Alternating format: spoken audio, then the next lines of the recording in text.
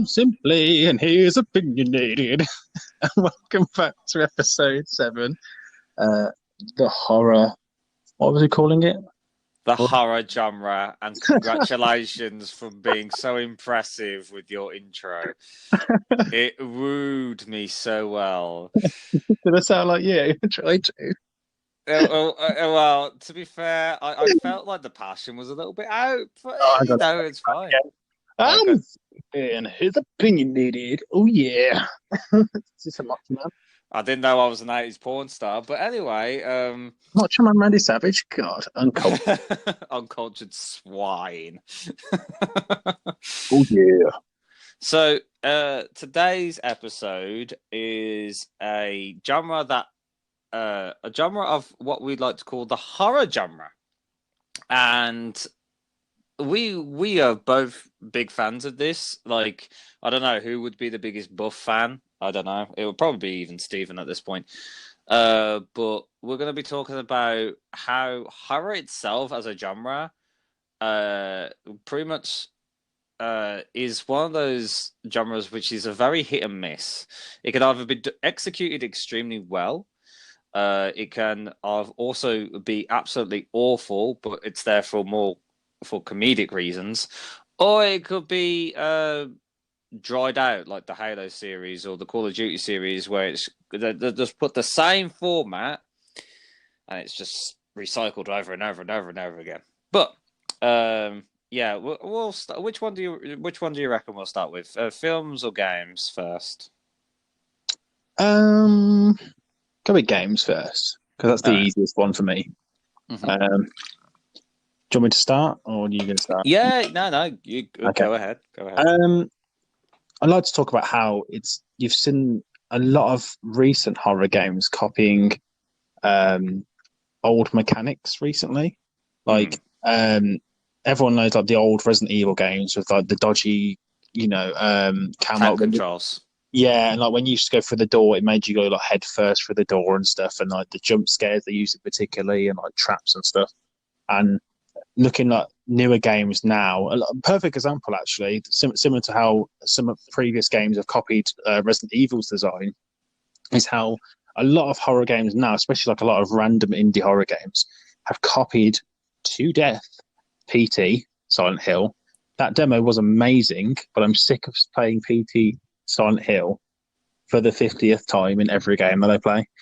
Like, yes, it's scary and like the atmosphere and everything else, but it's so overused now. Like the corridor scene, the standing woman in a dressing gown shaking, the dead babies, the radio going off and on, the phone calls randomly, the blood on the wall. Like they copied so like even down to one of my favorite horror games, Visage. I talk about this like I talk about it so bloody much. I should be sponsored, but it really is an amazing horror game.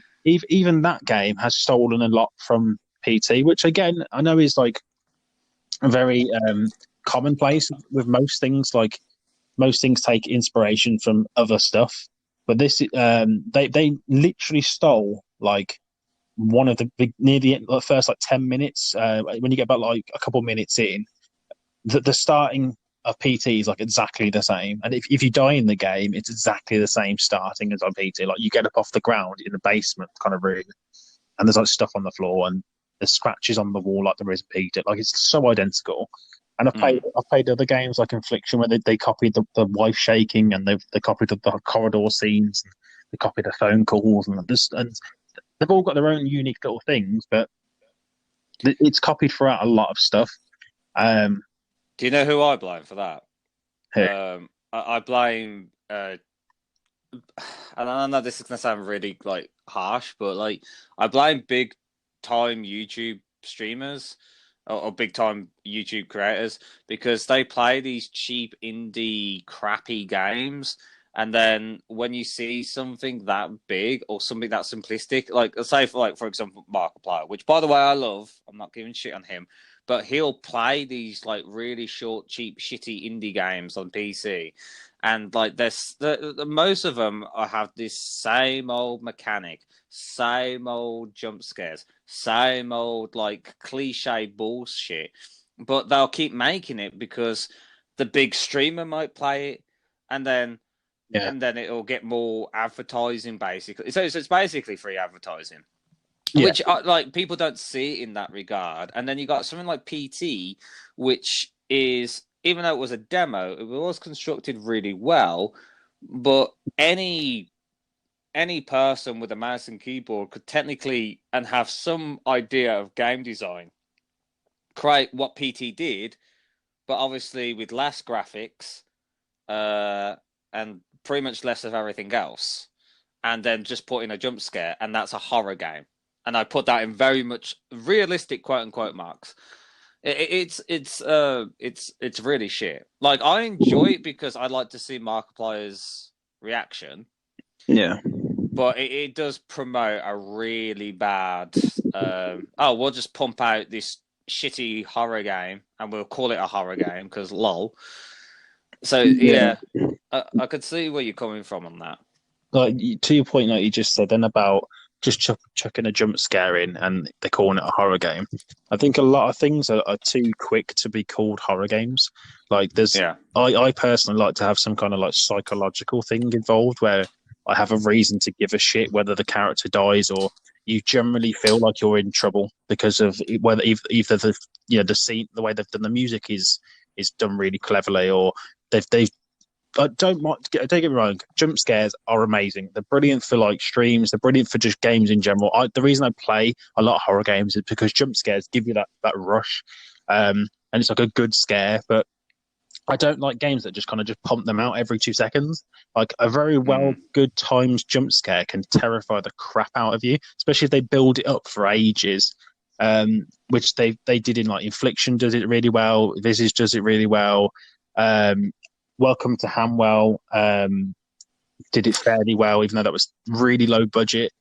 The Resident Evil 1 remake did one really well, and I don't think it was even intended to be a jump scare, but it was so subtle, it literally made me, especially if you suffer from arachnophobia. I don't suffer from arachnophobia, but it was legitimately like fucking terrifying. It was that scene where I think you go into the courtyard section, and it's like one of those like wooden houses, whatever. I think it's like within a corridor within the corridor. Anyway, it's got a snooker pool. Snooker pool. Pool? Thank you. Pool. Hell yeah. Pew. And like legitimately, you go in, and the first segment that you go, because obviously with the time controls and the camera angle, which you were talking about, you see a spider. Now, this was in the GameCube, so it was really graphically impressive. The remake of Resident Evil 1 is one of the best remakes of all time. Fight me. But, like, legitimately, this spider, this gigantic tarantula just goes down, just, like, willy-nilly, and it just walks down where you've just come out from, by the way, and you have to react to that.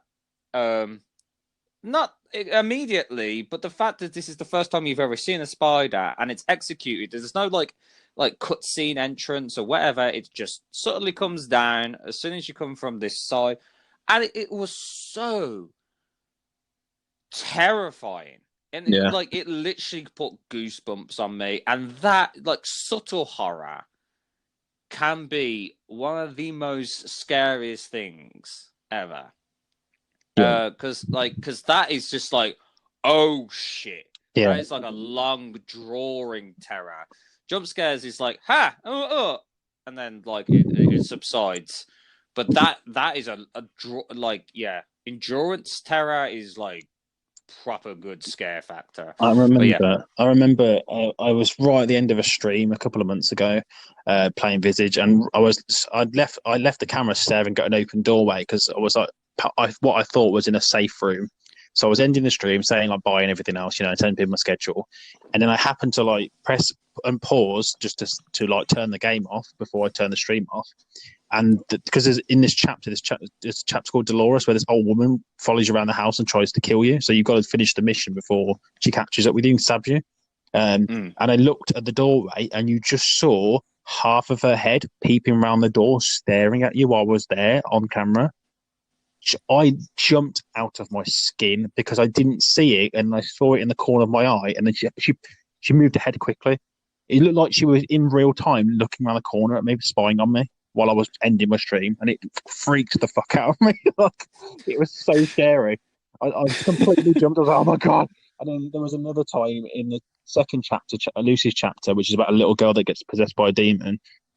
You're in a bedroom, and never put children in horror games. You just that is just it for me. When you put children in horror games, it just does make two things in horror games, or three things in horror games that really get me scared: chase scenes, mannequins, and children. You put a little girl giggling, or like children's lullaby music, or just anything to do with kids in general.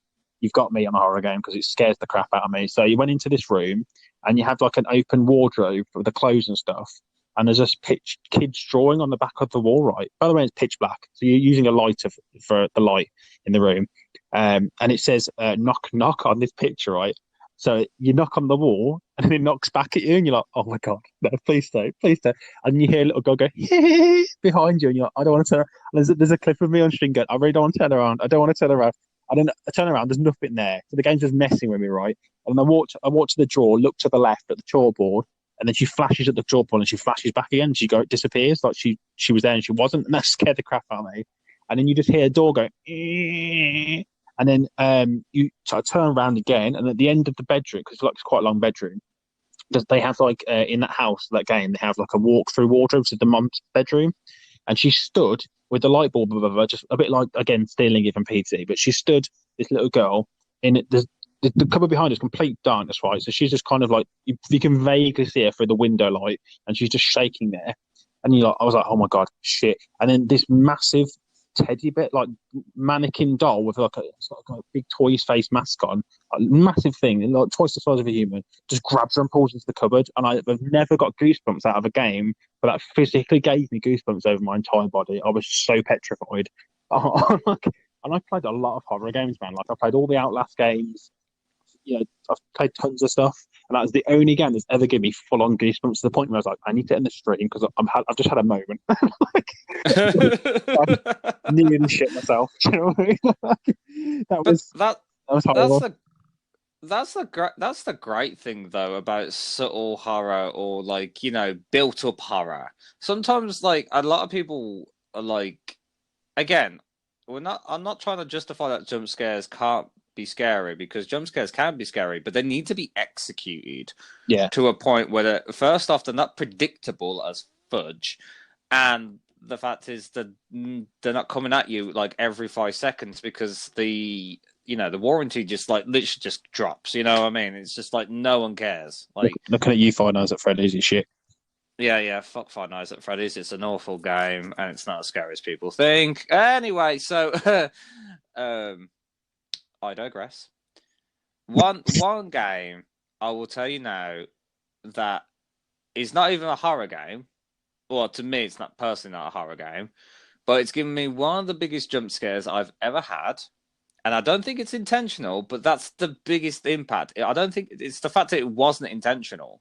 Yeah. Is the fact that it gave me a legit heart attack. And well, not a heart attack, but it made me stop, and it made me just like hold back on my breath, and I had to like literally take in the situation, and it took a long period of time to recover, even after I sorted it.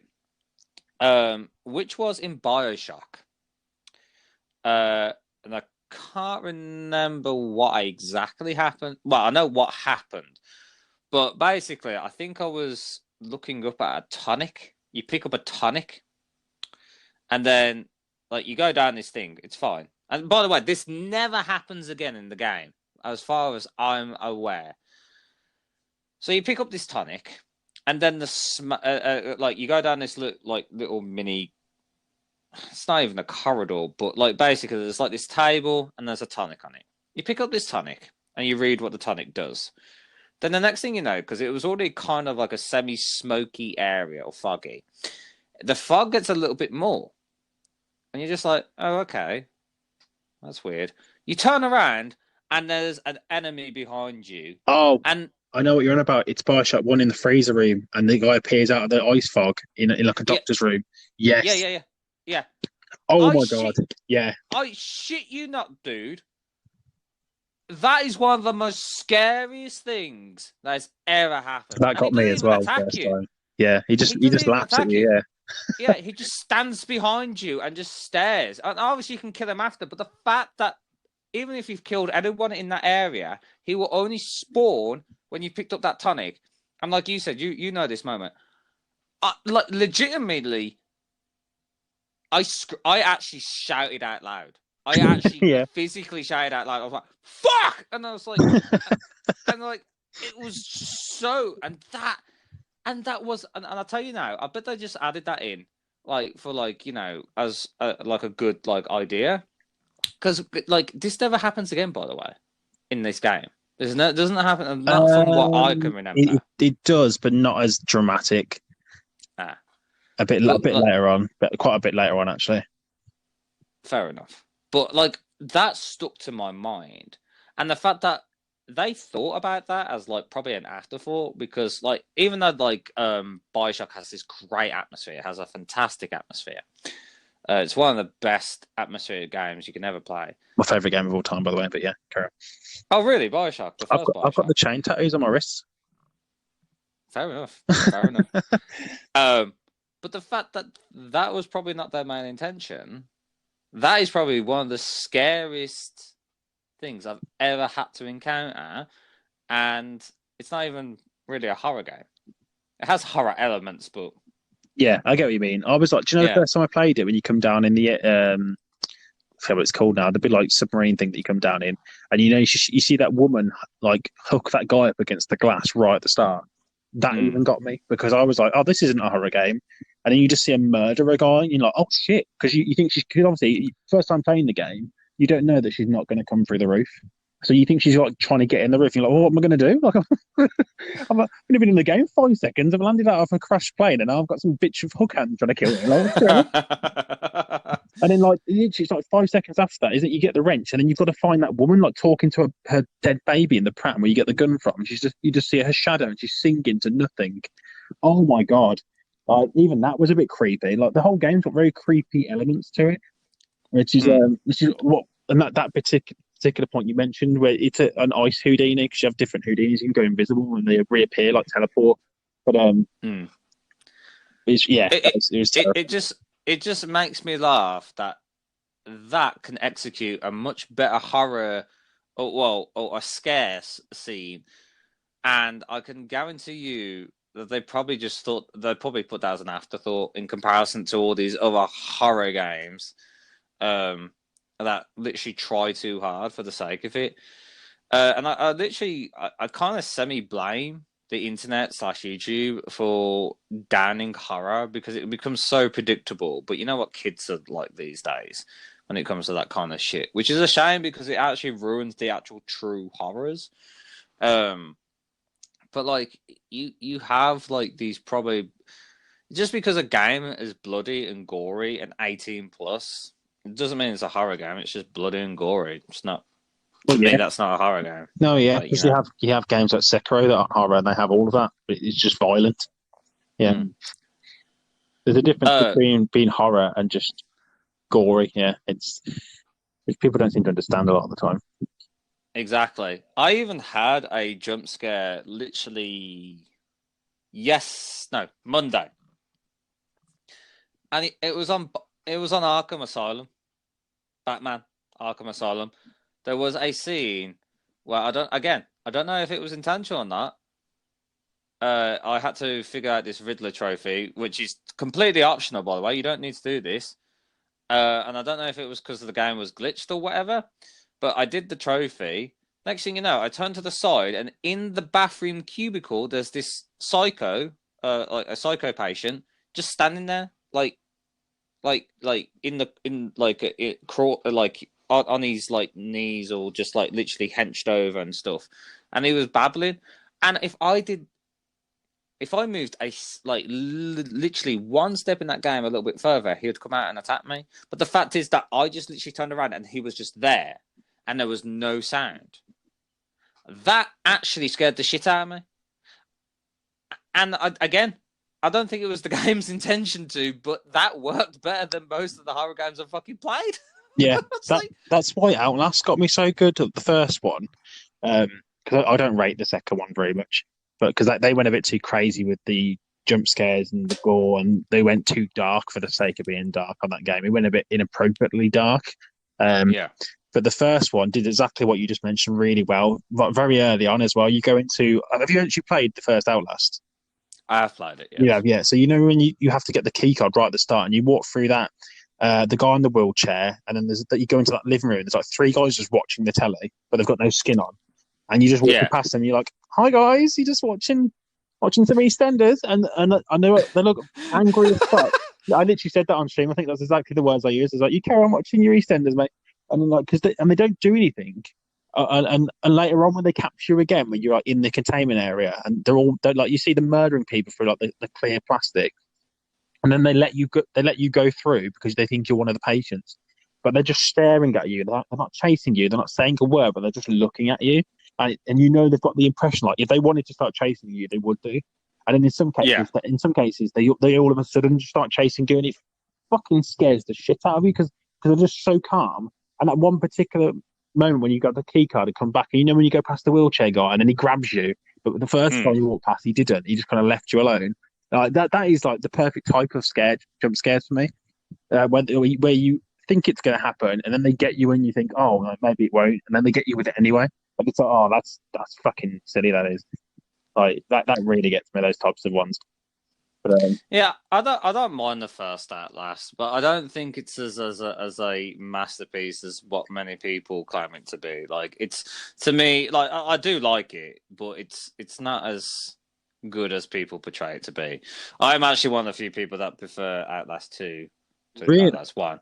Yeah, I think it's more not because of the horror factor.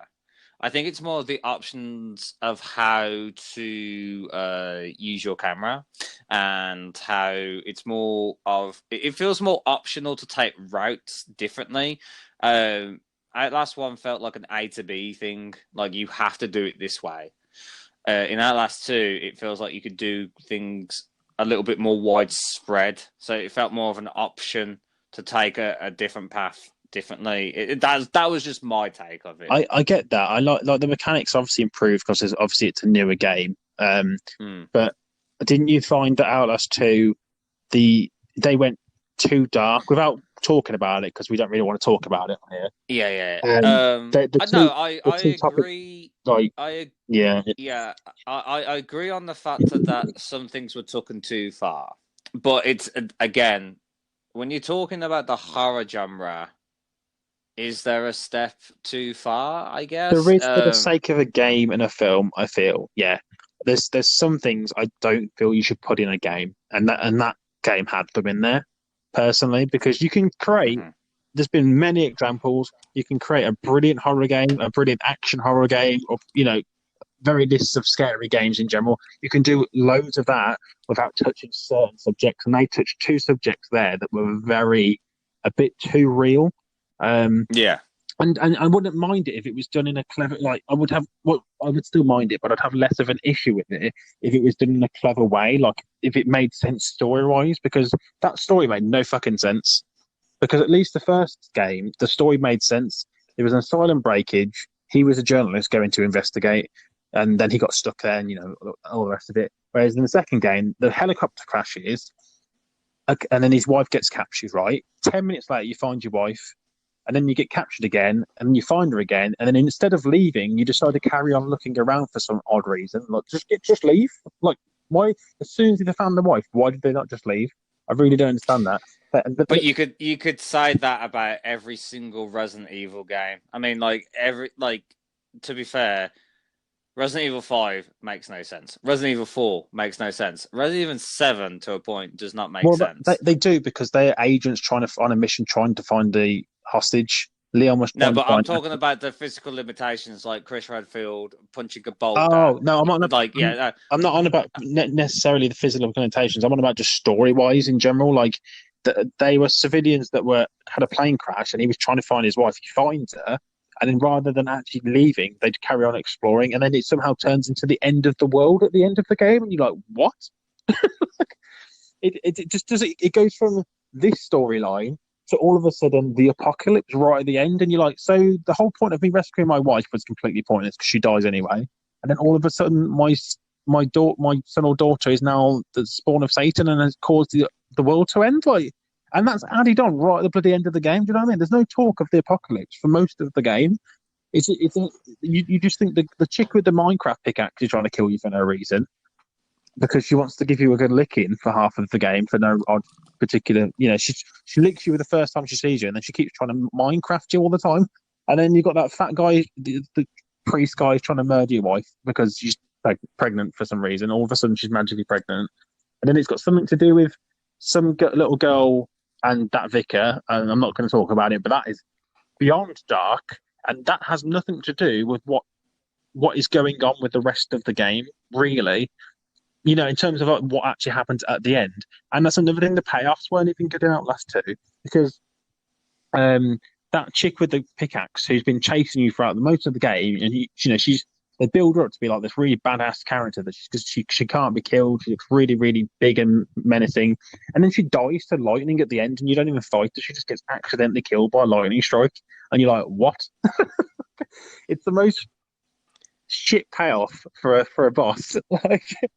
I think most horrors are very anticlimactic to an extent. Like, that's the issue, isn't it? It's very hard to get a horror game to end properly because they build and build and build and build and build, and then you've got to find an ending to that's satisfying, and it's very hard to do that. Like, Visage did a terrible job. As much as I love that game, the endings are crap because, like you said, most horror games suffer from that. I mean, I'm trying to think of one that I actually like the ending of, and I actually can't think of a horror game I like the ending of. Well, I can think of one film. Actually, I can think of a few films, but yeah, in terms of video games, it's more difficult. I mean, I like the justification of Resident Evil 2, even though at the beginning of Resident Evil 2, I feel is stupid because the explosion of that truck would have made Claire and Leon deaf. Like, it would have made them actually friggin' deaf. But obviously they can't do that because you're playing, and you're not going to play a deaf character for, the rest of the game. So this is how, we're not trying to beat the unrealistic applications. We're just trying to see, different, how the horror genre just lets things go and we just carry on because it's horror.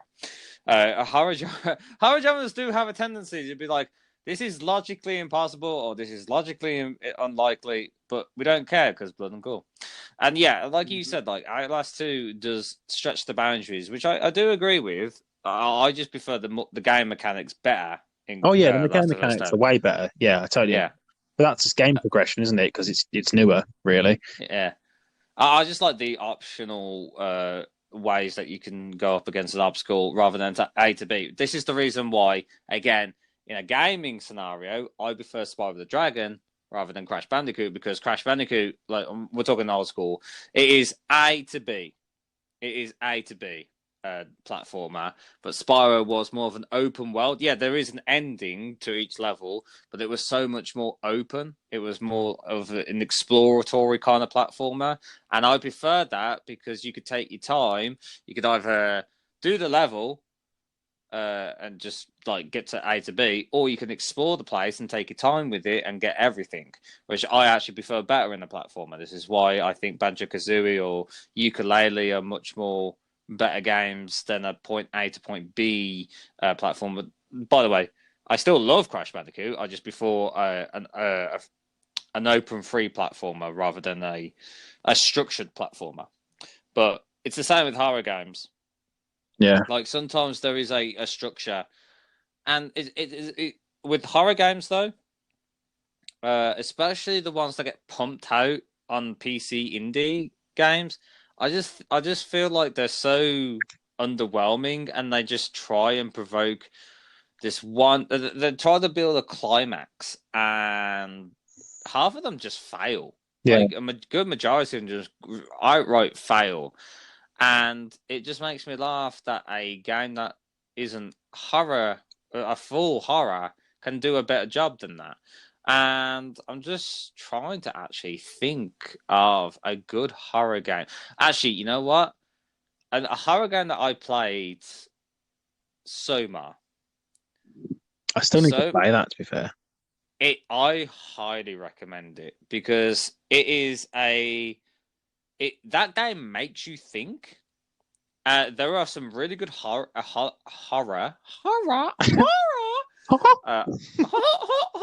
uh, good horror elements in it, and it'll get you on your toes. It'll like it'll make you go fuck, fuck, fuck, fuck, fuck, fuck, fuck.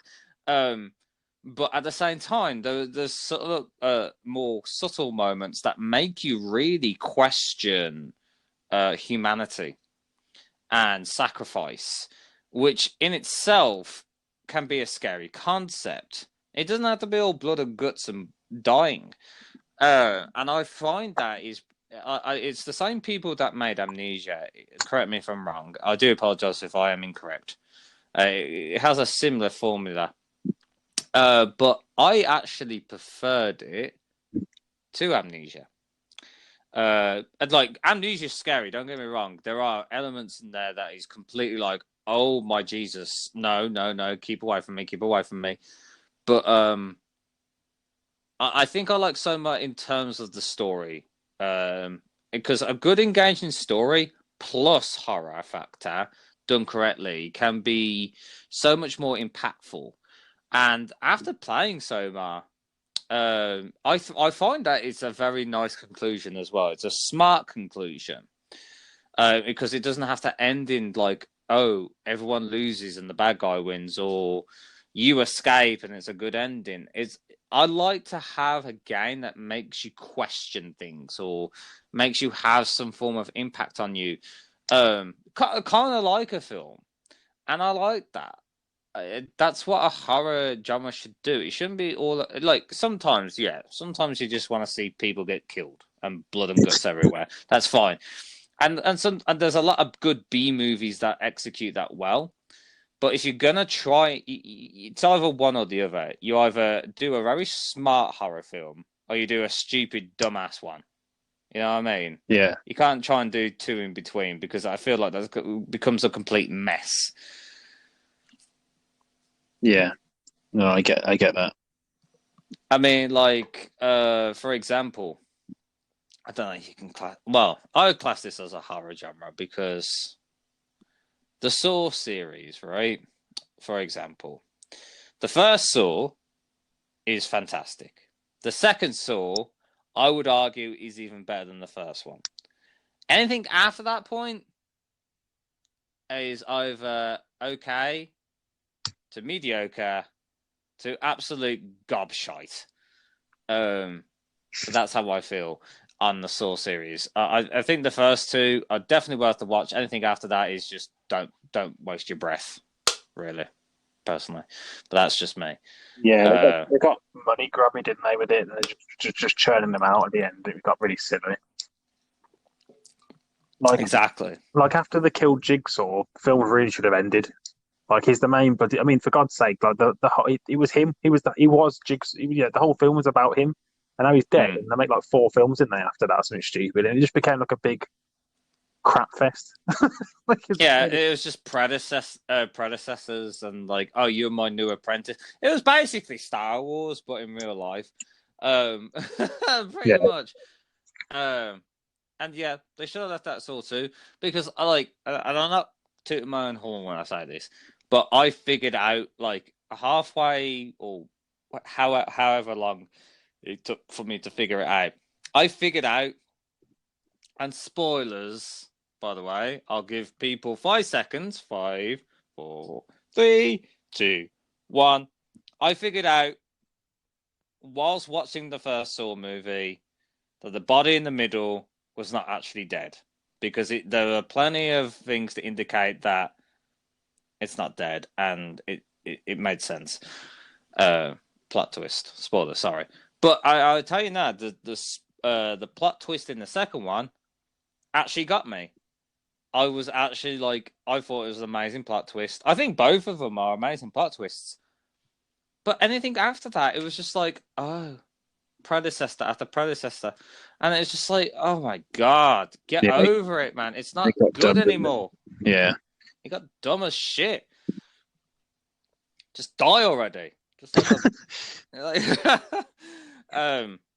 but we'll get to films anyway, because that is a big genre to tackle. but I would highly recommend. Is there any games that you would recommend to play as a horror? Because I have a couple in the back of my head, but Infliction is amazing. Visage, which I'm a hype beast for, apparently. What else have I played? Made of Scare is really good because it works off sound, which is very unique for a horror game. Saying that, I went horror game. It's scary. Yeah, it is a horror game to a degree. It's not a massively scary one, but it's very clever in the way it does stuff. So it makes you very anxious because all the enemies have like a blind to their bags over their head, and you have to hold your breath when they're near you and stuff, so they can't find you. So in that sense, you panic like crazy because obviously you can't fight back, so you just have to run. So it is very atmospheric in that sense. What else? I'm trying to think what I've played over the years now. Remothered, even though I haven't finished it, was actually very good as well. That was a very interesting one. That was like, I mean, one of my favourites in the last couple of years, Resident Evil 7. If you've not played Resident Evil 7, I imagine you have by this point. No, I still have not played it. You've not played? Oh my! You have to play Resi 7 before the 8th one comes out this year. It's Don't worry, it's amazing. on my to-do list because there's several people that want me to play it, and I will play it.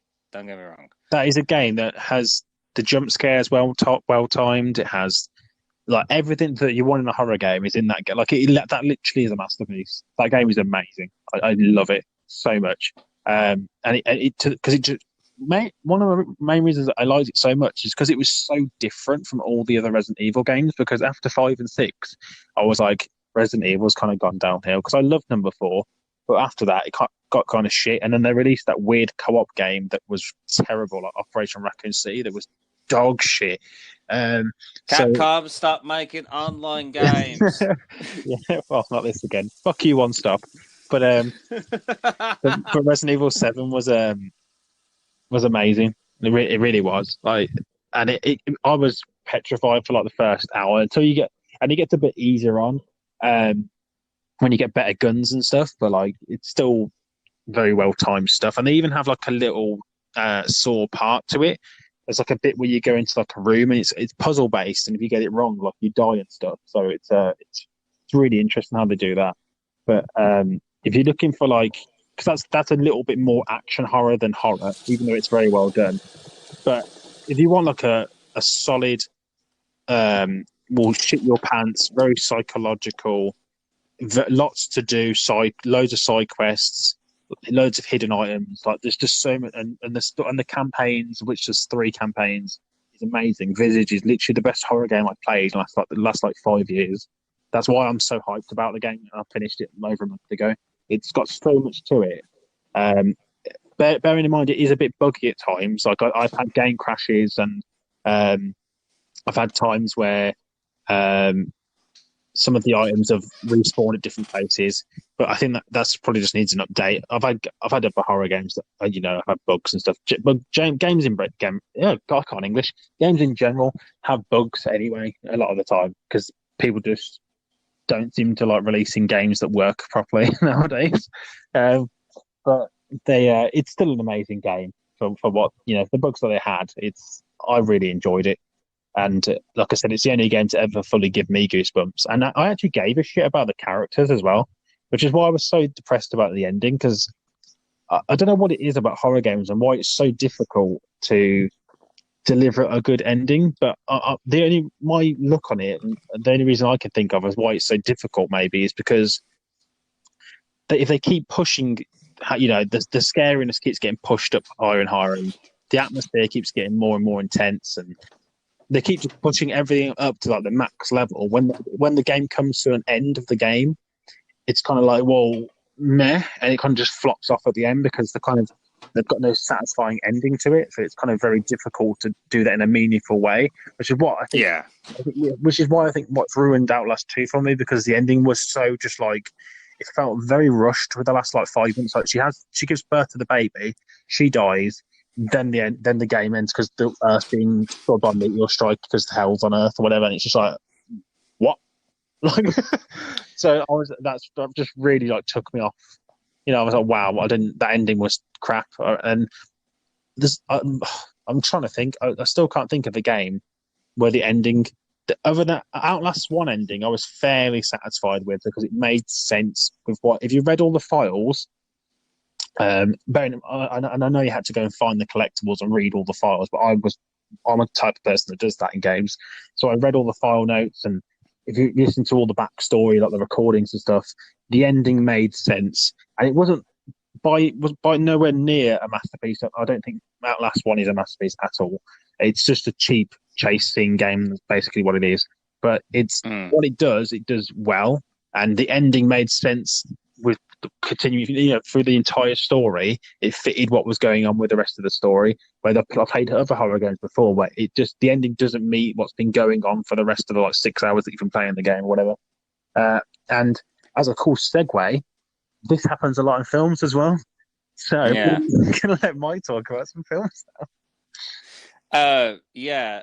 One, like I said, again, I do love the Resident Evil franchise, and I do, but some of them have been really crap, and I will get to Resident Evil 4 at some point. I do find I think Resident Evil 4 as gameplay wise is a fantastic game. As a horror, I think it's that scary. So I don't really class it. Resident Evil 1's GameCube or PS4 or whatever, like the remake of Resident Evil 1 is a fantastic game. You should all play it. Doesn't matter about tank controls because that's what it's supposed to be. Tank controls make shit scary. I'm just letting you know. Tank controls make shit scary because you have to critically think. So Resident Evil 1 on the PS4 or I think it's on the latest Xbox One, and the GameCube. Like honestly, Resident Evil 1 is one of the best horror games ever out there. Fight me. Manhunt. Oh, I love Manhunt. Manhunt. Now, honestly, considering the fact it is a very intimidating game. It is and you can get it. You can buy it on the PS4 PS Store, from what I know. Even though it was banned, I know Manhunt 2 was completely banned. I don't know if that's true now, but I remember that being banned in the first 2 weeks when it released. I actually still have Manhunt on PS2 in my collection, and it's a really good game. It's kind of messed up. And there's a lot of scary factors in it. Not to the point where I would consider it a true horror until the ending. My God, that is Pigsy. I think his name was Pigsy, which is a guy wearing a pig mask or an actual real pig's head, wielding a chainsaw. And there's a scene where you have to hide. You can't kill him. You have to bring him towards a trap or something like that, from what I remember. It falls to the roof at the end and right down to the bottom. Yeah. But the fact is, you have to hide from him. And I remember, and I will remember this for the rest of my life. He was up in my face. Like, literally, it felt like he was so close that it almost felt like it was on my own frigging skin. And I'm not even exaggerating. He was there. And the heavy breathing. And the fact that I had to hide there. And you know how long he stood there for? 2 minutes. And those 2 minutes was enough to make me like, is he actually going to go? It made me question, is this how this guy behaves? Is this anything like that? And he didn't move eventually. But the fact is he relied on sound. Because the AI in Manhunt wasn't actually too shabby. And he was there, right in my face, and I had to wait. And it was so intense, so terrifying. And the fact that you can't kill this man. This man comes up with a chainsaw, doing pig noises, with a chainsaw. Yeah, it was like, it wasn't even like that. It was like, that's the thing. Like, if it was like a legit pig noise, I think it would even be scarier. But it was almost like, it felt real enough to be intimidating, and it was so terrifying. Like, invincible enemies is one thing, but if you execute that perfectly, that could be like your like it's similar to Nemesis and the original Resident Evil 3, because we're not going to talk about the remake because that's shit. But yeah, this guy was built up to a degree in this game. And then when you actually do go up against him near the end, all the things that you've learned about in terms of combat mean nothing. But you've learned enough about being sneaky and stealthy that you are rewarded by doing that stuff with this guy. And yeah, Manhunt is such a good game. It's fucked up. It's not for the faint of heart, even for a PS2 game. But that's the thing, man. Sometimes it is not about graphics and stuff. Graphics help, but it's about gameplay and about, you know, how you construct your characters and stuff. And like, Manhunt did literally terrify me, man. Oh my god, like, it's amazing. It's a really good game, and it's scary. Like a lot of horror games do go off like that. They have these scary factors and stuff.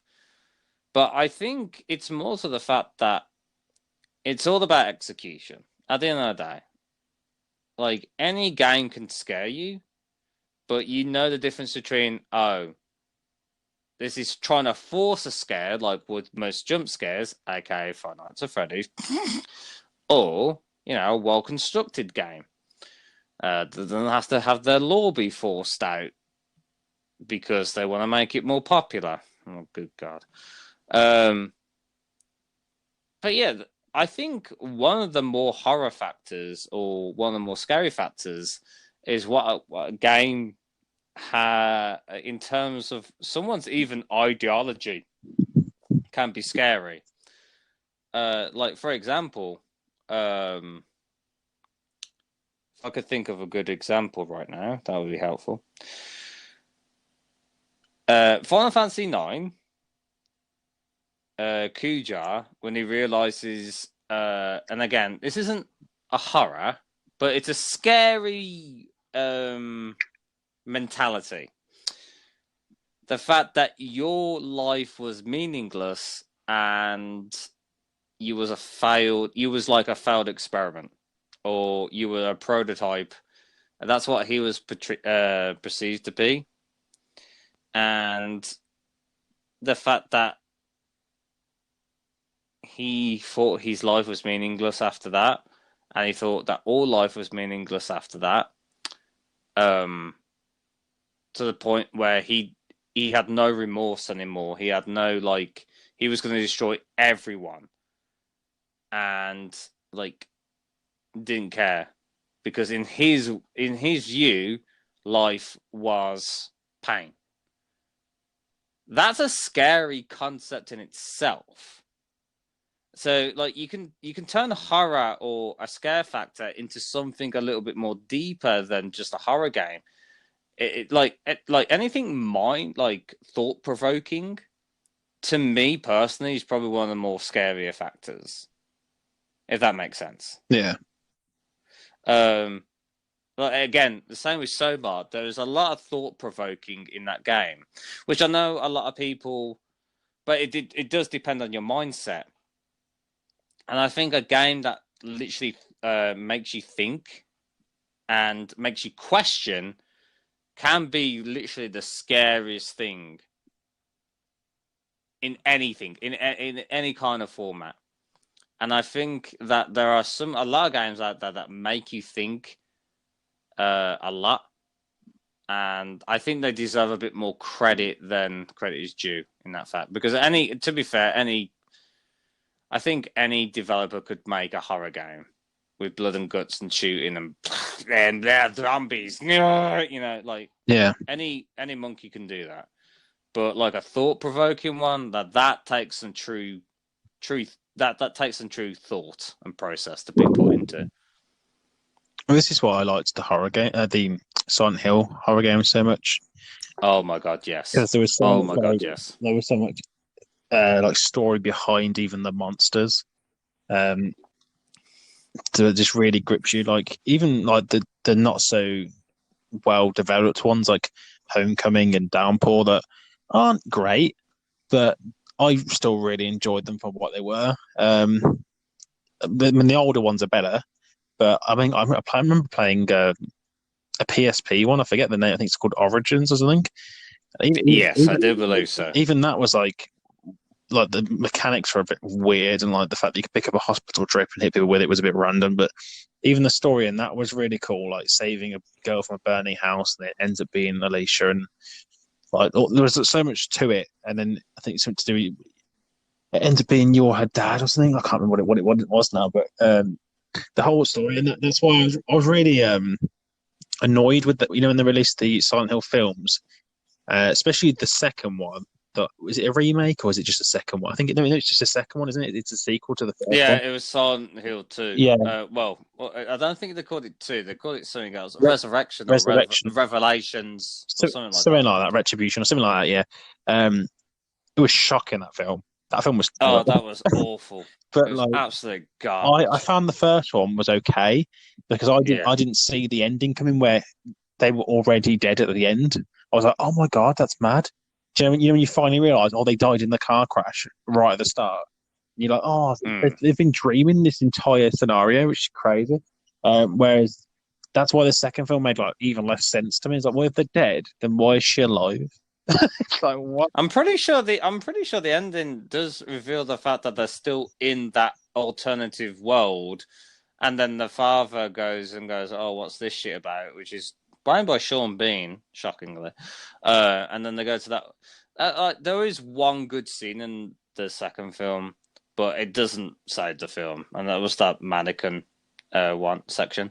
But anything other than that, because they destroyed the whole point of Pyramid Head. Yeah, That was the one thing that's what got me fucked me as off the well. most. He became like this weird guardian for it, didn't he? And he was like fighting the witch or whatever, and I was like, what is this? Yeah, that's not Pyramid Head, mate. Do you not know the law? Pyramid Head is the like the desire and fucked upness of can't remember his name. Is it James Mason? Yeah, because he's the second one. His original name was the Butcher, wasn't he? The Pyramid Head is what he was before. Yeah, in one of the earlier games. Yeah, and it's like it's his literal desires in terms of like power, sexualness. That was Pyramid Head. That's what the reason why one of the first things that you see Pyramid him doing is literally plowing a mannequin. Like literally, Yeah. that's one of the first things you see. That is a representation of James Mason's desires and power. Like he's a manifestation of that. So the fact that they literally fucked that up, and the only reason they put Pyramid Head in the first one was because he's an icon. It's like similar to like Nemesis, in Resident Evil. Like he's an icon of the Silent Hill franchise. But if you're gonna put something in there for the sake of just putting it in there for literally no reason, you are destroying. You're doing more harm than good, because at the end of the day, like Pyramid Head, and I know, to be fair, we've actually neglected Silent Hill to this point. I think we were just building it up, but the first Silent Hill, I literally, from what I can remember, I never fully completed due to the fact it was so like broad. It was so much more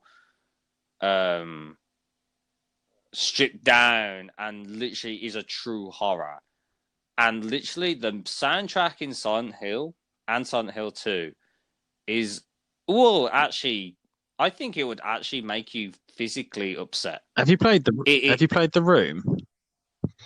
I've not played the Room. No, I've played Silent Hill 1, never completed it because it was actually too much for me when I was smaller. I've played Silent Hill 2, completed that. I thought it was an absolutely, it's a borderline masterpiece in my opinion. I played a little bit of Silent Hill 3. I didn't own it. I played it at a mate's house, and I enjoyed it very much so. And the fact that Cheryl is in Dead by Daylight, who is the main protagonist in Silent Hill 3, is playable in Dead by Daylight, is fantastic. And Pyramid Head is the killer in Dead by Daylight, which is probably one of the best, in my opinion, one of the best IPs. Oh yeah, definitely. License killers of all time. Like, honestly, the fact that Konami let them have Pyramid Head in their game and Cheryl is shocking. I never thought in a million years that Konami would do that, because they are, and I don't want to shit on a company, but they are dickheads. They are spiteful. It's a spiteful of a company, but that's a different topic. I'm just saying, fuck you, Konami, and what you did to you know who. But anyway, Not Voldemort. yeah. Yeah. Kojima, Paul Kojima. But anyway, yeah, Silent Hill is a very good horror game, and I do highly recommend playing any of the Silent Hill games. But I've only personally played the first one, the second one, and only a tiny bit of the third one. But yeah, I haven't played The Room, so please continue. Neither have I. That's what I was hoping you had. Because no, I've seen I've played games that have had Easter eggs of The Room, and I know what it's about, where you just trapped in one room and it's like endlessly looping and stuff, and to do with it, locking the girl in. I remember, I think it was Homecoming. No, was it Homecoming, or it was either Homecoming or Origins? It's one of them two that I remember playing, and you actually go into the room that was in the room with the locked door, and it explains a little bit of backstory. But I'd love to play it if they ever make like a maybe they need to remake all the older Silent Hill games with like updated graphics and stuff. That would be brilliant. They did. I'm pretty sure they made a. Well, I think it was for PS3. I'm pretty sure Silent Hill 2, 3, and 4 were on there, but not the original for some reason. And it was just basically a HD remastered of all 4 of them games or something. I'm not too sure. I could be wrong. But like I said, it's just so strange that those kind of horrors are psychological as well as terrifying in a physical, general format. And I think psychological horror, like one game I've never played but I've heard only good things about is, I think it's Condemned. Yes, I love Condemned. The second one especially was amazing. Yeah, so I've only heard snippets of it, so if you want to gulge on that, please do. Yeah, I'll talk about the second one because I played that so much. But you start off as a drunken cop, like the typical like cop who lost his license because he became an alcoholic, because he went through something traumatic, and then he basically lost his career through it. Because he has like this weird ability to see. He's got like vision abilities, right? And there's this weird cult that a bit like Illuminati, where people think it's real but they can't prove it, but it's like this myth thing where they had like this underground criminal organization and were trying to take over the world or whatever, right? But the whole game is so like dark, like just like the lighting in general is dark, and the combat's really groggy. Like you literally have to bare fist knuckle fight someone for a beer within the first 5 minutes, like behind the back of a bins. You'd be a tramp for a beer or whatever. Like, and then you end up coming with the police force again because because you were this great detective. I think in the first game, I can't remember because it was so many years ago what happened in the first one. But you were originally a detective, and obviously you lost your license because I think they killed your family or something like that. But anyway, so you go through like apartment buildings within the first like 20 minutes of the game, and the combat is literally like you just use whatever you can find. Like if you pick up a brick, you can hit someone with it. Like there's a scene where you fall down an elevator, and you grab the door open and pull yourself up, and then a junkie's running towards you, butt naked of a day in his hand. So you just grab, and there's a bed, like a random bed frame, but it's been launched in the hallway. So you just grab the bedpost, snap it with your knee, and then just hit him with it, and just beat this guy with a bedpost. Like there's so much random stuff like that in the game, but it's all just really like literally anything you can see is a weapon, and the story really goes really psychological very later on. There's even a scene like randomly you're in a log cabin and you get chased on the highway by a bear. It's just the most random thing, but it's petrifying because it comes out of nowhere, and it's one of them really well timed jump scares. So you're going around like this log cabin in different rooms searching for evidence and stuff, and you have like a signal this cult or whatever have put like bombs up around the house, so you're trying to deactivate them, and so you find you're the last one. and then you just hear this, and then you turn around and see this bear just chasing you, and you have to run all the way down the corridor. Again, chase scenes. I hate chase scenes. So you slam the door shut, and then you have to push a bookcase up against the door. So as this bear's trying to claw his way through the door, and then one of the guys of this cult is like, he's obviously been attacked, and you have to like blow. It's like it turns into this weird Matrix slow mo thing. There's like, so much stuff in that game that is so cool. I want to try and get Condemned and stream it because it's such a fun game. But I remember I did a 24-hour game playthrough with a friend of it, from start to finish, and there's just so much to it. Like things like that Metro even stole. Like if you ever heard Metro, that with the whole gas masks, that was originally in Condemned 2 with the whole gas masks thing. But you have to get in certain areas when there's like polluted air and stuff, and then when there's a building on fire and there's someone that looks like Harley Quinn and she's got a blade saw on the end of a lollipop and she's chasing you around. And there's and I have a phobia of mannequins. Laugh at me if you like. I don't know where this came from. I think I watched some horror film when I was. I must have walked into my parents watching a horror film and it gave me this weird phobia of mannequins. Don't know why, right? Condemned 2 did not help that. There's a part you go for an abandoned building. There's a room full of mannequins, and they do the what's it called, the Weeping Angel effect, where you turn around and they move closer, and they and they just keep following you and following you and following you out the door, and then you finally get into this warehouse, and it's just full of dolls. Like it's like a 3-story toy factory, just full of dolls, and then you're walking through, and then you just hear and all the package, the old fashioned doll toys that have like the see-through plastic, and you can see the toy inside, and it's in a cardboard box. All the dolls start pushing their way out of the box, and then these little baby dolls, start chasing towards you. It's fucking creepy shit. Well, there's so much to it. That game petrifies you. Like, even there's a bit where you have to go into a museum. Then there's these raider cult guys that you're after, and you just grab like a random broadsword off the museum. You just smash a glass in the museum in the Civil War or in the Victorian times department. And you just grab anything you find, like grab a mace, grab a sword or whatever, and you start attacking people with it. It's fucking crazy. Like, I love that game so much. People recommend it. It's not like a really, really. It's one of those games where it's not like really, really scary all the time, but the atmosphere makes you so tense all the time because of just generally how the game plays. Like anything can happen at any moment, and all your stuff breaks. Like you don't just have like loads of infinite ammo or an unbreakable weapon. Like your weapon is whatever you can literally find. And if you have 3 bullets and a shotgun and a dirty needle and a brick, that's your weapons. Like, it's so hard. There's a bit where you're going for the apartments, and this roided up junkie just bursts through a brick wall and then just starts choking you up against the bathroom. And you're like, what in the it just comes out of nowhere, like just the most random things, and it's like really, really well timed because nothing happens for ages. It's silent, and then you're just going through this flat, and then you just burst through, and you're like, oh my god!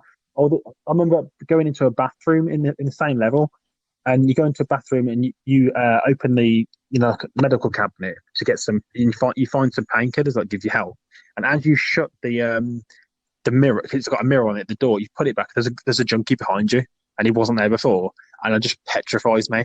And he goes, tries to stab you for daily. Oh my god, game makes me anxious. It's really, really bad. But brilliant game, yes. I'd have to replay the first one. I can't really remember what happened in the first game, but the second one was amazing. But I think, because I know the first one got some major praise, from what I understand. No, personally, I've never played it due to the fact that I think it was Xbox exclusive. I think it is. Yeah. It's Xbox 360 exclusive as well. Yeah. Yeah. But yeah, it's just amazing that atmosphere is probably the most important thing in not only the gaming community, but the film as well. You have to have like some form of like really good atmosphere to make it pull off. Like, for example, like Alien Isolation. Now, I know a lot of people like sci-fi horror is still horror. It doesn't matter if you put sci-fi in it, because this is the reason why I love the Alien franchise, and I will love the franchise. It's probably my favorite franchise of all time, the Alien franchise. And I've only played a little bit of Alien Isolation, but from what I played, considering the fact That is AI. That is probably one of the most scariest games I've ever played. Do you remember when I Briefly. Do you remember when I streamed it? And Yes. I had my mic on. For those of you who listen to this that haven't ever played Alien Isolation, so you can understand what Mike's going on about. The AI has been programmed so whether you're talking through your headset that you got plugged in, the alien can hear that. So I was streaming it, and because obviously I've got my mic on because I was talking to chat so people could hear me. I didn't realize. Bearing in mind, I was hiding in lockers because you have to hide in lockers when the alien comes because the alien's invincible, and you throw like noise bomb, like time clock things which chase after the noise. You literally just distract it. You can't actually ever kill it because it's going to just murder your face with its penetrating tongue. So it's invincible. Yeah, so I was hiding in the lockers, and you have to make no noise so it can't, find you. And it was finding me every time. I was like, why is it finding me every time? And then I realised that because I was talking to chat, the game was picking up on my voice and finding me through that. That is some clever designed AI. Like, Jesus Christ. To not even, because I had the game sound muted, but it was the chat, the mic coming through my stream, and it was still picking it up in the game. I was like, that's insane. That's really clever AI. Literally one of the best AIs ever created. Yeah. And you have to give full on respect for that. Like Alien itself, like the franchise itself, is scary. The first Alien film, to this day, literally makes people cry. And I shit you not, there was like people watching it for the first time, even for something that was made in 1979. Think about that. 1979, people still get physically shaken by how much that scene with the chest burster scene is. Like, that is incredible. This is why Alien and the second Alien film, Aliens, which is my personal favorite film of all time, will be in memory forever, because that is how you make a film. That is how you do that shit correctly. And the fact that then they made a game, literally dedicated towards the first one, and executed it so well. Well, you have this AI that's intelligent, smart, and makes you, question. And like, because I remember when I had my go at my friend's house, which I am planning to play, by the way, on a stream at some point, when I'm brave enough. I'm not gonna lie. I literally shit you not. I'm not gonna lie. That is a game that intimidates me. I want to play it, but it actually literally intimidates me for what I played. And like, honestly, dude, like that game. It's probably one of the scariest looking game. Like, it's not even like the scariest looking game. It's how the environment and the atmosphere, and how one thing you cannot control has such a dominance over you in certain situations.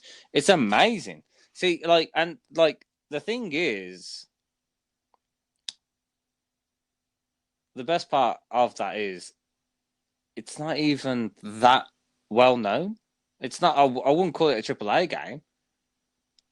So the fact is, it gets ignored to such a degree, even in the horror genre. That does tip me off, considering the fact that the Alien franchise has been going on since 1979. It just shocks me, and I feel like that is probably one of the most intimidating horror games I've ever played in my life. It's one of the only horror games I've played that has a brilliant ending as well. Like, the ending made sense. I was completely satisfied with how it ended. And there's only I can't think of other than that's literally the only horror game I've played where I was like, the ending makes sense. I'm happy with how that ended. All the other ones are crap a lot of the time because they just can't think of a thing to do with it. You definitely need to play Isolation. It's brilliant. I think the only genre that's worse than a horror genre ending is sci-fi. There's a lot of sci-fi endings that I hate. But that's a different subject. But I'm just saying, sci-fi, up your game in terms of your conclusion or your endings, because you're garbage, especially in Doctor Who lately. Anyway, moving on. So we've talked about games a lot. let's talk about the actual film industry of horror. And can I just say, I'm not saying this for nostalgia purposes, but they don't make them like they used to, No, they apart from a few exceptions. But yeah. First off, I want to make this perfectly clear. The Conjuring, I personally didn't think was actually that scary. And I have no idea why people think that film is that scary. no, I it's really very don't. overhyped. That is. It is one of the most overhyped horrors I've ever watched in my entire life. There are Sinister. Now, Sinister is a proper horror film. Sinister is underrated. It is terrifying, and it has a clever jump scares, and it has clever storyline. But again, no one gives a shit about that if it's not advertised or isn't trending. The Annabelle series. Oh my. Okay, and I will say, the first Annabelle, I will give credit where credit is due. There is one scene that still gets me excited to this day, and that is the scene where you see a small girl with a shadow kind of girl, and then it's an adult kind of girl. It becomes an adult, and then the next thing you know, it comes running at you. That is literally terrified me, and it still does. It still gives me excited. I don't know what it is about that scene that terrifies me so much. It's the fact that something's running towards you, and then it stops. It's like boom, boom, boom, boom, boom, and then gone. Like, I will give credit. Like the first Annabelle film, I will give credit because, and I do believe it was the first Annabelle film, unless I'm getting confused now. But yeah, that did intimidate me. I'm not gonna lie. Annabelle Creation, it has some good moments, but it's mediocre. It's fucking mediocre. It's mediocre, darling. It's mediocre, darling. Yes, I don't get the first Insidious film. I'm pretty sure halfway through in the first Insidious, I thought it was a comedy. Yeah, it's not Legit. Yeah, I didn't find them scary at all. Yeah, and it got Darth Maul in the background. Yeah, they have. Yeah. I forgot about that. I tell you. Yeah, and then you got tiptoe through the garden. It's like, oh my fucking. Now, don't get me wrong, there is effort. I'm not gonna lie, there is effort. But then they stretch it to a point where it's just not even interesting anymore. It's like, we get it, motherfucker. Don't be like the Saw series. Don't be like the Freddy Krueger series. Don't be like the Jason series. Don't be like the Myers series. Just let it go, motherfucker. You know what I'm saying? That's one of my favorite films is the original Halloween film, which is why I'm so annoyed with the newer versions of the film because, like you said, they've just shit all over the franchise. There is since we're now switching down to solid film. So if you want to talk about the horror films, skip to 73 minutes 10 seconds. So if you want to talk about horror films, 73 minutes 10 seconds. Anyway, but yeah, I totally agree with you in terms of when it comes to Michael Myers, because we're going to be talking about Jason, Freddy, Myers, all the classics. But yeah, when it comes to Halloween, there is something very wrong because what was the reason one? It was just called Halloween. I forget all the bloody names. I just remember what the stories are because they tried to burn him in the basement of the last one. Yeah. And then So basically, what they tried to do is retcon from the original. So say that you've watched the original Halloween, which is a brilliant film. Skip everything in between that, and then watch the newest one that came out, which is Laurie being an old woman. Is it Jamie Lee Curtis? It is, yeah. Yeah, who, by the way, fantastic actress. One of the best actresses ever created. ever created. Like they come out in manufacturing. Actress, one of the best people, one of the best actresses ever in Hollywood. But yeah, literally they retconned it, so they just reinvented the formula and put that as like the sequel, which in itself ruins it because at the end of the day, am I supposed to believe a strong female protagonist, like a her apparently, is supposed to be in hiding for most of her life, waiting for this day to come, and she's done nothing in her life whatsoever? I'm sorry, like I know that being stalked by a murderer is a traumatizing experience, but when you create a character like that and then turn her into a person that isolates themselves, doesn't make sense. I mean, like there is traumatic effects, but for that being for that long, nah. I'm sorry. Call me inconvinced in that. I didn't know they retconned it all. I just thought it was continuing. Oh no. In the brand new Halloween, the latest one, it was from the first one, and then everything in between is non-canon, and then why is that? Why have they done that? That seems kind of stupid. Basically, because it went into the bizarre voodoo magic bullshit where Friday the 13th and Nightmare on Elm Street went down, which again isn't a bad thing. There are some terrible films in the Halloween franchise, like Halloween 4, Halloween 2, Halloween Resurrection. Probably one of the worst films I've ever watched because it has Busta Rhymes in it. It literally, if anyone watches Halloween Resurrection, do consider it. It is one of the worst films ever created. It is awful.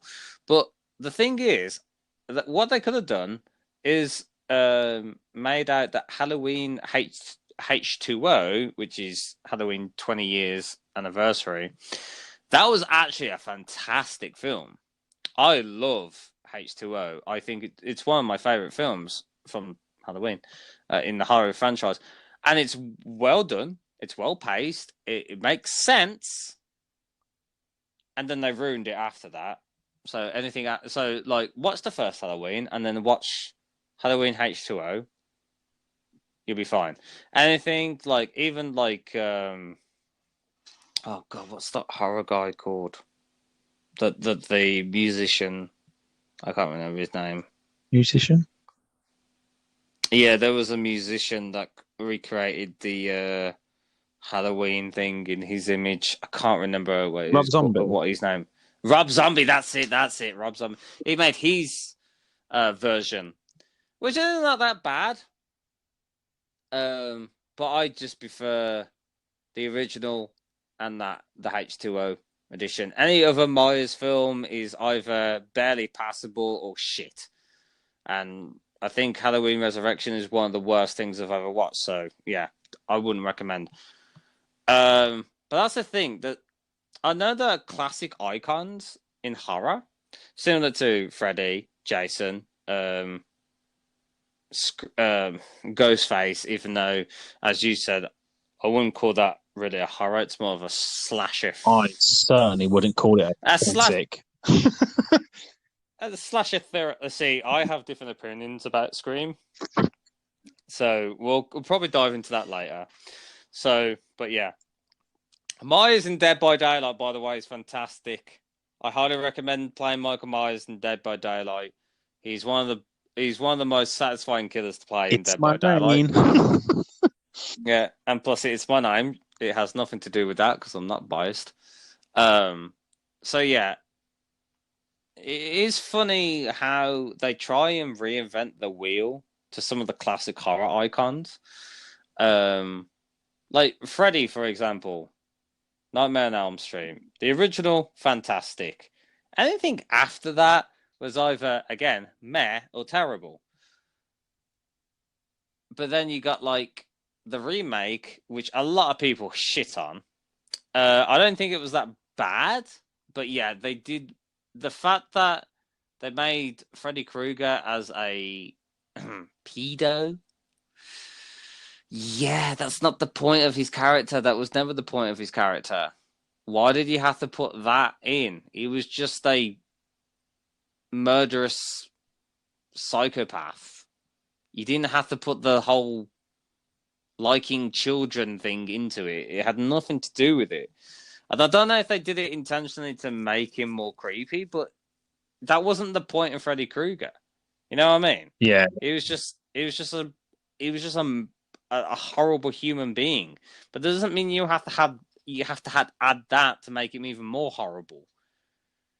The fact that he did it because it made him feel good, not because there was an extra benefit to his own needs. It's like it was wrong, basically, what I'm trying to say. yeah. And then when it comes to Jason in the Friday the 13th franchise, that was a slow burner for a long time. And he only became a horror icon after the third film. And even after the third film, like after the third one, like the game, like the franchise wasn't even that great. Like honestly, Jason's franchise is so weird. If you actually look into it, he doesn't even get his iconic hockey mask until the third film, and it didn't even appear in the fucking first one. It's so goddamn weird. Yeah, he's definitely the worst of the three. It's very odd.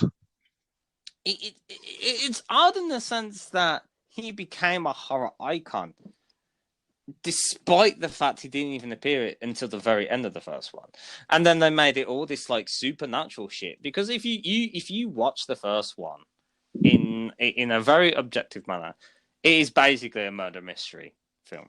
It's basically a murder mystery. There's no supernatural shit happening. People die. There's a superstition, and it ends up being okay. By the way, if you haven't watched these films yet, spoilers. Sorry, They're really old. They really should have by now. Yeah. Basically, the first film is Jason's mother, right? Who, is a normal mortal woman, gets stopped, done. And at the end of the film, all of a sudden, Jason's son comes out, which is, okay, fair enough. You don't see it coming originally if you've never watched it. Oh, God, what the hell? He's been living there this whole time. He could have just been like a mutant, weird-ass fucking whatever creature. And I do apologise for that noise in the background. For some reason, my off the topic a little bit. My kitchen sink seems to be producing water out of nowhere. I need to talk to my landlords about it. It's been really weird. But yeah. Anyway. And then the second one came out, which is all about Jason with a pillow bag on his head. And then on to the third one, that's when he gets his iconic hockey mask. So, riddle me this. How the fuck did this guy survive this long after... Because it's a different... and I'll answer this question for you. It's just a different generation. And then they just kept on pumping out and pumping out and pumping out all these films, getting more and more terrible, even though I think the third one's the best, but that's besides the point.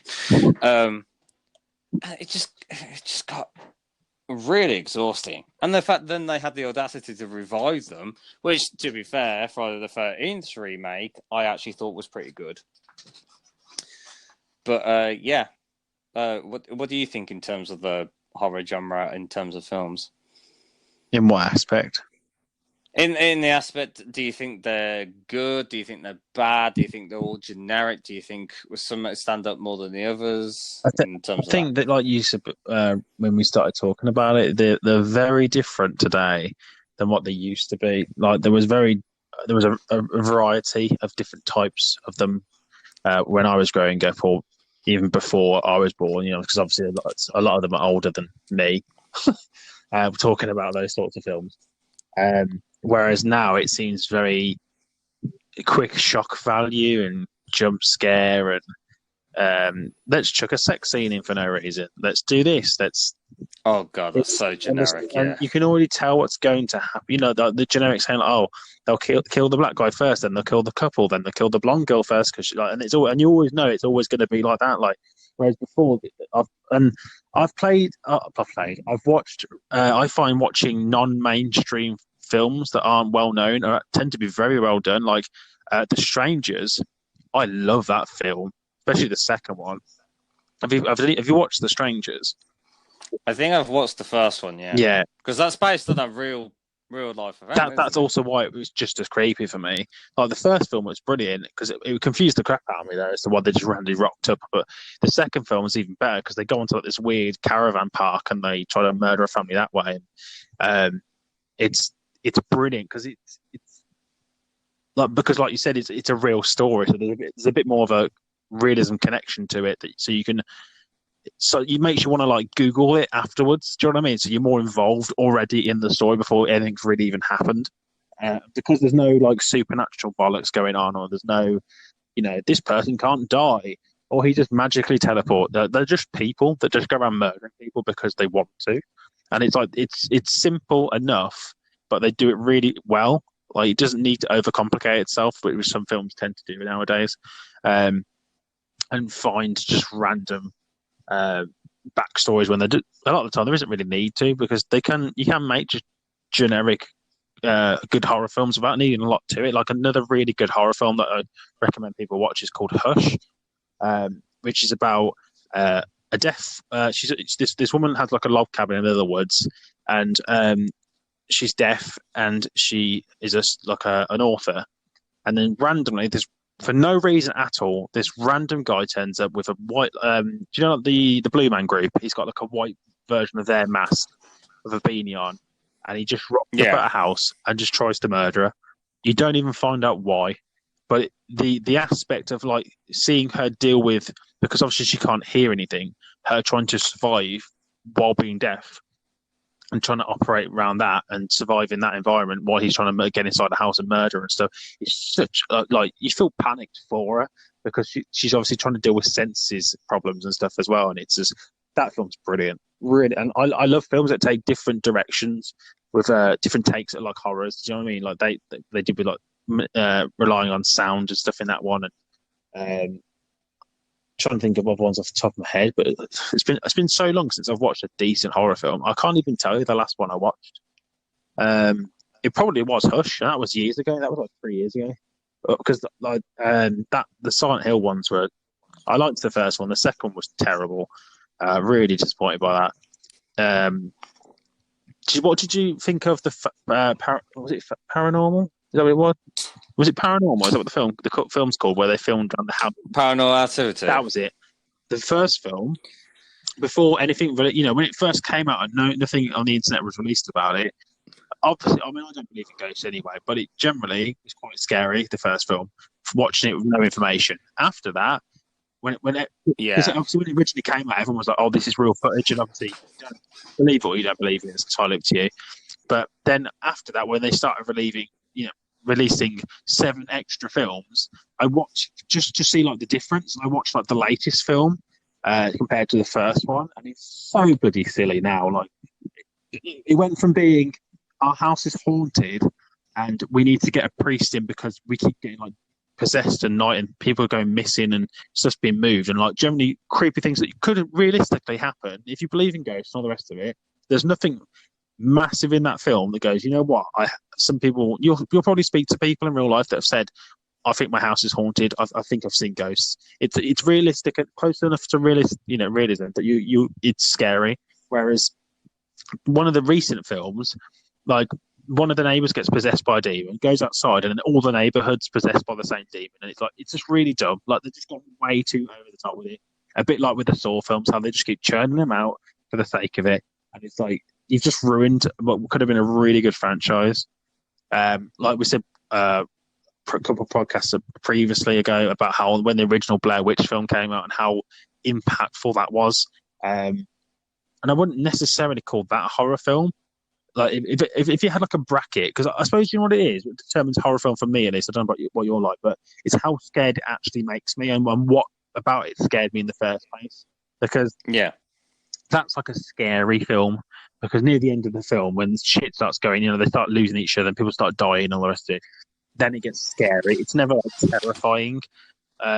So, and then there's stuff like Wrong Turn that is just action and people dying constantly, being murdered, and all the rest of it.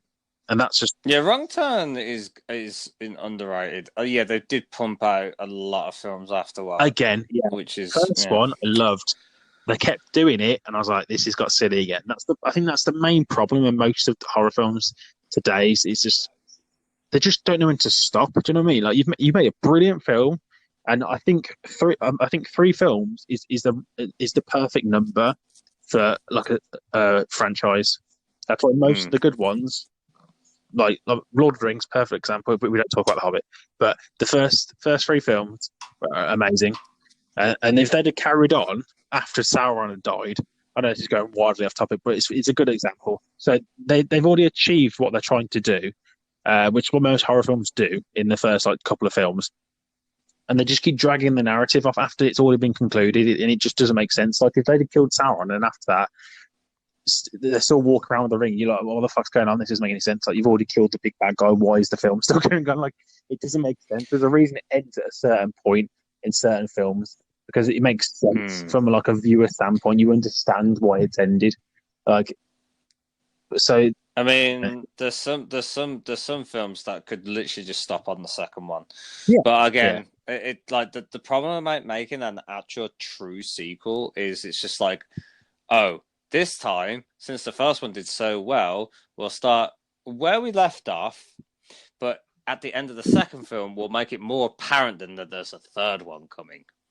That is the problem with some of the trilogies. Like, for example, the Matrix trilogy.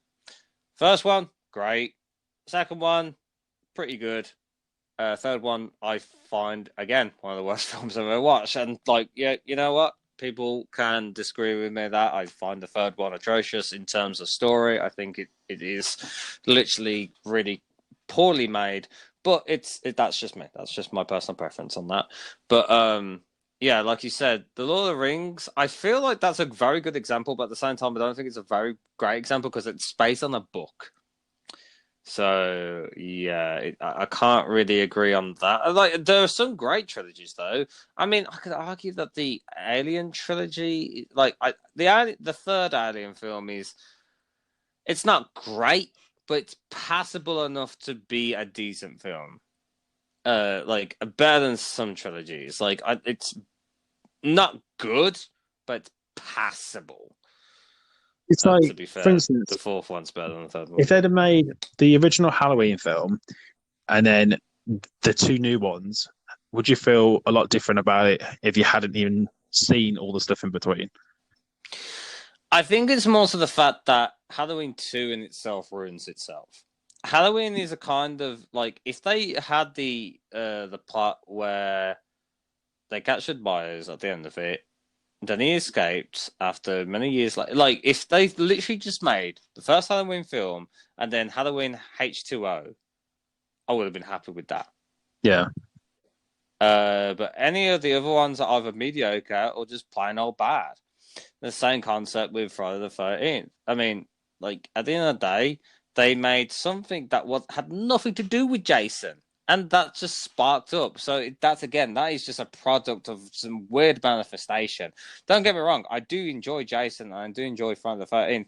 But that is probably one of the most weirdest manifestations of an icon I've ever seen. Now, if we go on to Scream. Yeah. With Ghostface. Now, I don't know how you feel. I like the first one a lot. I think the first one is brilliant, personally. Second one's meh. The third one is also meh. I wouldn't say they're bad, but I just find them meh. Again, I don't think they're consistent to some degree, but I wouldn't call them bad. And then the fourth one, out of nowhere, is actually pretty freaking good. I actually think the fourth one is like the second best one. It's weird. It's so weird, dude. Like honestly, I think the fourth one is very underrated and it's really good. And then you got, Nightmare on Elm Street, which literally just should have just stuck with just having the first one, and then nothing else being made ever. A lot of It's these like, problems boil down to different directors, isn't it, in between films, which happens a lot with like the Marvel films. They had certain directors do different films. Star Wars, brilliant example, wasn't it? The yeah. first Oh God, yeah. the new trilogy, the first one and the third one, wasn't it, was done by the same director, but the middle one wasn't. I think that's right, isn't it? The second one of the new trilogy was the worst one because it was done by The Last Jedi was yeah, dreadful. and that's a It was of frigging dreadful. perfect example of like a new director.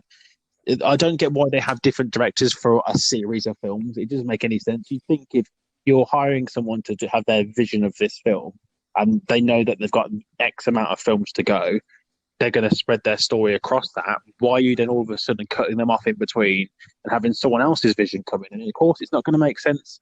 And you see this so much with like so Yeah, many films in general, not just horror films, but it happens so much. but that's the problem with Disney, man. They just pump out stuff that's popular, and they'll keep pumping it out until the milk's dry. You know what I'm saying? Like, Yeah, this is why I don't like Disney anymore. Like, I love Disney for what they did, but now they're just like consuming everything on the planet because they want to be the number one dominant species. Could you imagine a world that is literally every company's like, dominated by Disney? Imagine the fact that they got the rights for Marvel is and Star Wars. and Star Wars is beyond. We're basically gonna have it's gonna ruin all the franchises. But do you think Disney will care? They don't give a shit. They'll just keep pumping it out until like the franchise is dead. Like, to be fair, I loved, and I say pretense. This is deliberate. I love Star Wars. I used to love it so much. It was such a massive part of my childhood. And it's not because of nostalgia. It's not because of anything. I just have a massive respect for the franchise. And I do feel like, is it George Lucas Yeah, who made it? Yeah. As much as he made one of the most best trilogies of all time between episode 4 and 6. And I don't care. Return of the Jedi is a fantastic film. I don't give a fuck what people say about the Ewoks. You like, get over yourselves, you twats. Um, the fact of the matter is that trilogy is a fantastic trilogy, and Empire Strikes Back is considered one of the best one of the best films of all time. Empire Strikes Back in itself is considered one of the best films of all time. So the fact is that he made the first three, and then the prequels happened, which were dreadful, apart from the third one, which was okay to a point. And then you had the future trilogy of 7, 8, and 9. Like, it gets to a point where you need to stop. You just need to stop because you could add more extra lore, but what I like about the Star Wars is the Rebels versus the Imperials. Not the whole Skywalker shit, because now the Skywalker shit is the dominant thing about Star Wars now, which was a main factor. Don't get me wrong, but when you stretch it to the point where it's like, okay, now you're stretching it to the point where your franchise has just died. It's just terrible. But anyway, I'm gonna like move on because I feel like I could actually talk about this in an entirely different podcast. I think Because I touched a nerve there with Star Wars. yeah, horror genre. Horror genres. One horror genre that I never thought was any good at all, even though I wouldn't say it reinvented the wheel. It was just the first popular one because I think we talked about this in a previous podcast. Is the Blair Witch Project, which is an awful film. Yeah, The first, it's awful in every single way possible. If people think that's real, first off, why the fuck would they release that in a film concept? What doesn't make sense? Why would they it do was the that? You 90s. fucking Leave them idiots. alone. They didn't have the internet. Yeah, but you're still stupid if you think that's real, you dumb assholes. Anyway, you know what I love? A good B movie. A good B movie, because like there's so many horror films that are just literally just spelt for B movies, but they don't take themselves seriously enough for you to be like they can be funny, but at the same time they do have some interesting factors of them about them. But there's something good. They're almost like feel good films, but in a really wrong way. I really feel that like there is a lot of horror B films that actually do try enough for you to at least respect them a little bit. There's a shit ton for me to name, but yeah, I do like Black Sheep. Have you ever seen Black I Sheep? have, yeah. That is a B movie, true and true. And you can't take it seriously because it's basically werewolves, but people turn to sheep, and the fact there's like sheep eating humans, right? Don't get me wrong. It's not a great film, but That's it's one fucking of those shit. films that you could just watch and just like literally be like, it doesn't take itself seriously. So knowing that in mind automatically makes it at least fun to watch. You know what I mean? Yeah. Like, there's a lot of horror films that can literally you could just watch and just have a laugh. And like, don't get me wrong. There's like, for example, Valentine's Day, at the House of Wax. Oh my god, the House of Wax! I actually do love as a horror film. I think it's a very good, well-made horror film. House of Wax, highly recommend. Valentine's Day, highly recommend as well. They're not B movies, by the way. They're all just like coming into my head now. But like, there's just some Wrong Turn as well. Like, there's so many good horror films that a lot of people just The ignore. Massacre. Yeah, Texas Chainsaw Massacre. Oh my god, we missed that big franchise. Jesus Christ!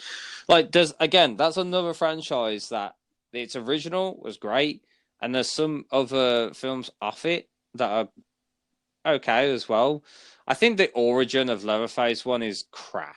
Yeah, it Personally, is. Yeah, it is legitimately crap like it's good. because It's good for a visual in a film, but like actually story-wise, it's terrible. it is actually terrible. It's one of the worst plots ever created. But yeah, there's just so many good, just one-off horror films. One I'm trying to remember. I know who's in it. One person I know who's in it. The guy that plays Kane, in Glenn wrestling. Jacobs. That's Kane. Yeah, he was in a horror film Yeah, about a I hotel. can't remember what it's called though, but I know the one you're on about. Yeah, I'm trying to remember its name. Oh my god, I cannot remember it. But like, he plays as a really good like serial killer that obeys his mother. And I can't remember. Oh my god, that's gonna annoy me now. And I haven't got my phone. Can you get your I can't. can No, you find I can't. Oh Is it shit, called I can't either. Tormented or something? Or something inside, isn't it? The demon inside or something. Oh, No, no, I don't think it is, no. I'll have to look that up afterwards. I can't remember now. Yeah, but that's a really good horror film, and I've watched that more than once, and I still enjoy it because it's really, really clever. And yeah, it has the guy that plays as Kane in the WWE, and that's a really good film. I highly recommend it if I could remember what the fuck it was called. Oh my god, that's gonna really piss me off. Legitimately, that's gonna really annoy me. But yeah, like I said, there's some really good underdogs or really underrated gems that are right there, and that are so good to mention and stuff. You know what? Oh, like for example, Stephen King's work. Oh God, Stephen King's work. Like It, for example, the clown. Yeah, Tim Curry's version, like which is a TV series, is really like if you read the book. First off, congratulations because it will take you 10,000 years. Second off, the chapter 1 and chapter 2 of the new released ones are good. I think the first one's better than the second the second chapter. The first chapter is really good. I feel the second chapter is okay, but there are a lot of things I really don't like about it. And then you got the TV series version that had Tim Curry on it. Even though there are parts of it that are really good, it's just the fact that I don't personally think clowns are that scary. And I think, like, what? Okay, are you scared of clowns, Adam? No. Why do you think people are scared of clowns? Is it like because maybe the makeup and it's like the exaggerated features and like it's a stranger behind a mask sort of they're over the top and I don't know. I don't know. Whoever watched this podcast, if you do have, I think it's chlorophobia, I think it's called. Tell me the reason why you don't like. I am intrigued. Why is there a phobia of clowns? Because it is literally a guy. Like there are the Kardashians to me are clowns. They literally wear the same amount of makeup as any actor of a clown. So the fact that you're not scared of the Kardashians, like the fact that you're scared of clowns and not the Kardashians, or some bitch that wears so much makeup that you could stick her face in a piece of cement and still come out the same outcome. Like literally, I feel like some women these days literally just stick their face in a cement mixer and it's like, that's me. So anyway, that's my horrors. I can't help it. I get sidetracked. Right? I'm sorry. Every fucking time, man. It wouldn't be our podcast if I literally just go out of whack for just a few minutes. God damn it! So let me have this. I tell you now, like I will literally when we do. Oh. Here's one. It's magic, you know. We know. Have you ever watched The Thing? Yes, I have. What a fantastic film that is. I love The Thing. That is if no one's ever watched the original The Thing, I highly recommend it. It is not only terrifying, it is thought-provoking. Paranoia is the most terrifying thing in that film. And it has a subject matter and it concentrates on it so hard, and it didn't need to. It could have just been a simple horror film that there's a shape-shifting alien. But the visuals, oh my god, that film is truly terrifying. Everyone do watch The Thing. And to be fair, the pre-sequel of The Thing as well isn't that bad, even though a lot of people shit on it. I think it's not that bad at all. So, yeah, watch the prequel as well. But yeah, the original Thing is truly terrifying. I think it still holds up today. It is visually a masterpiece and highly underrated in the horror franchise, I believe. So yeah, if you take anything from this podcast, what's The Thing, the original Thing? And the game is pretty scary too. The PS2 game is actually very thought-provoking as well. So yeah, definitely do that. Just do everything that The Thing is. Are you okay? Just do it. Just do it. Just do it. Mr. Opinionated is having a bit of a meltdown. We'd like to remind One Stop to go fuck themselves. And to Capcom, just please stop making online games. I never shut up. I'm going to bring out Fuck One Stop merch. I'm gonna do it. Just when we get a camera for this, we're just gonna wear Fuck One Stop. On the back, it's gonna play Capcom. Please stop making online games. And it'll just be a shorter version, just going FOES. What does FOES stand for? Fuck One Stop. Anyway, I can't think of a better way to end a podcast than that. So yeah. So yeah, I highly recommend watching the first Halloween H2O, And yeah, the latest one isn't that bad, so do give that one a watch, I guess. The Thing, watch that. The first Nightmare on Elm Street, watch the first Alien film and the second Alien film. Watch the first three Jason films. Watch all these B movie horrors. Why are you heavy breathing in the mic? What the hell? I'm not. I hear that. Oh, I wasn't, but okay. I was just saying I heard that. That's all. Watch Black Sheep. Don't watch Black Sheep. It's fucking terrible. You're wasting your time. Jesus Christ.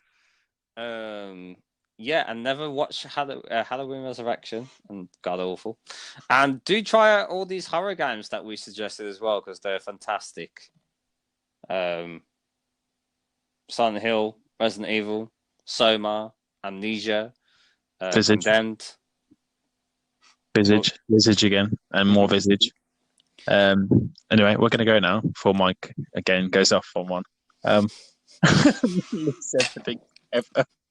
So, as usual, links in the description. I'd love you to go follow us on Twitch and on the YouTubes, because this video will be on both. And Indeed. Also, drop us a follow on Spotify if you can. That would be awesome. We'll see you next time. I've been Simply. And I've been Opinionated.